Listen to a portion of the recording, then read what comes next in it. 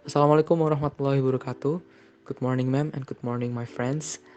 Um, I want to say thank you for watching this video, and may Allah bless our activities today, especially in learning at this class, Advanced Analysis of Poetry, this morning. And in this occasion, we, Group 8, want to discuss about Marxist literary criticism on Claude McKay's poetry with the title America. Before that, we would like to introduce ourselves.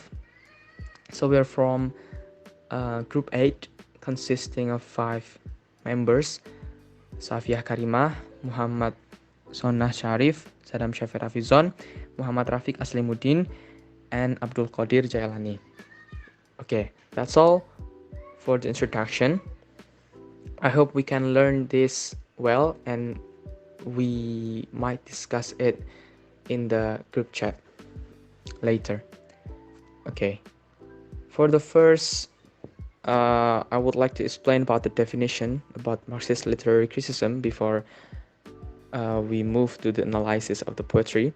Marxist criticism is a theory that approaches to diagnosing political and social problems in terms of the struggles between members of different socioeconomic classes. And Marxist criticism focuses on how social life is structured by class oppositions that are determined by laboring relationships. Or, in other words, Marxist criticism seeks to show how the economically powerful exploit and dominate the economically disadvantaged. And Marxist literary criticism. So, Marxist criticism on literary criticism places a literary work within the context of class and assumption about class.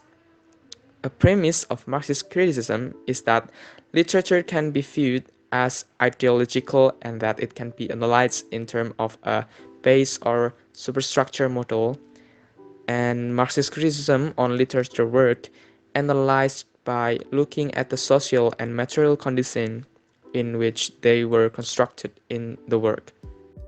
Okay, now poem analysis. So we will discuss about the setting, the character, and also the themes of this poem. For the setting, the poem setting is named in its title. So this is a poem about its setting, which is mean America. America comments on the entire United States.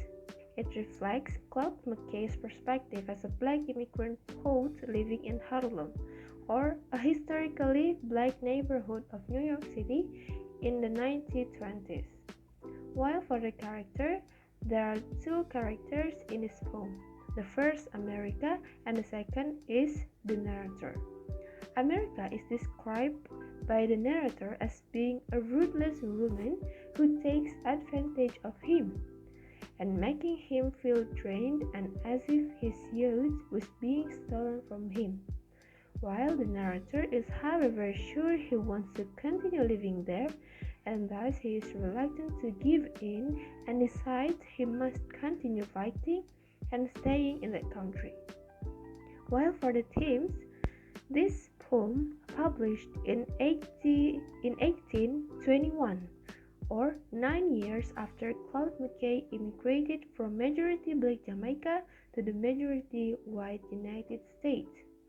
So, the poem illustrates the speaker's struggle and perhaps by extension that of all black Americans to call a country that hates him home, even as the speaker also suggests that this internal conflict ultimately makes him stronger. Next, we will discuss about the structure of America and the purpose of writing this poem. The first, structure of America. America by Claude McKay is written in a sonnet form, measuring 40 lines with an A B A B A B A B A B A B C C rhyme scheme. The poem is, according to the sonnet structure, split into the 3 quatrains and a final rhyming couplet. Upon the 8th line, the poem has a volta, with a slight change in direction appearing in the verse. This further divides the poem into one octave, or divides into 8 lines or consists of 8 lines, and one sestet consists of 7 lines, denoting the change in direction. While for the purpose of writing America, Claude McKay's America is a sonnet first published in 1821, early in the arts and literary movement that became known as the Harlem Renaissance. It expressed the Jamaican-born McKay's ambivalent feelings about the United States or his adopted country, acknowledging the nation's vitality while criticizing its racism and violence. Analysis in Marxist Theory, America, line 1 to 4. Although she feeds me bread of bitterness and sinks into my throat her tiger tooths, stealing my bread of life, I will confess, I love this culture, hell that tests my youth. McKay focused on the horror of the country, the violence, and the bitterness, apparent being a key point of criticism. Tiger's tooth, this forceful exhalation, is reflecting on the unpleasant side of the country, and McKay using semantic choice as a means of reflecting his conceptual opinions. Next, analysis in Marxist theory, America, line 5 to 8. Her figure flows like tides into my blood, giving me strength, awake against her hate. Her bigness sweeps my being like a flute, yet, as a rebel fronts a king instead.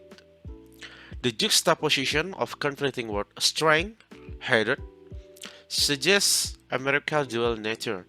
McKay is arguing that it is dreadful, dangerous, and bitter place, while also emphasizing the unusual fatality that comes with living there.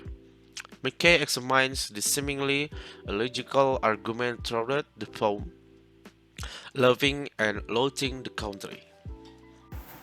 Okay, my name is Rafik Hasanuddin and my student ID is 193202005. And let's go to the next slide that is about America analysis in Marxist theory in line 9 until 12. I stand within her walls with not a shred of terror, malice, not a word of jeer.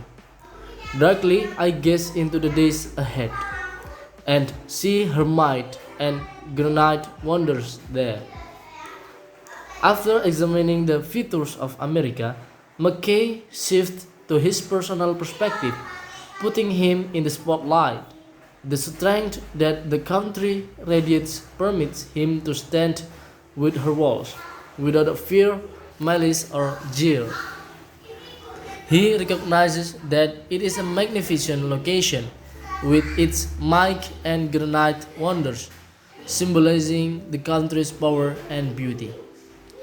Next, in line 13 until 14.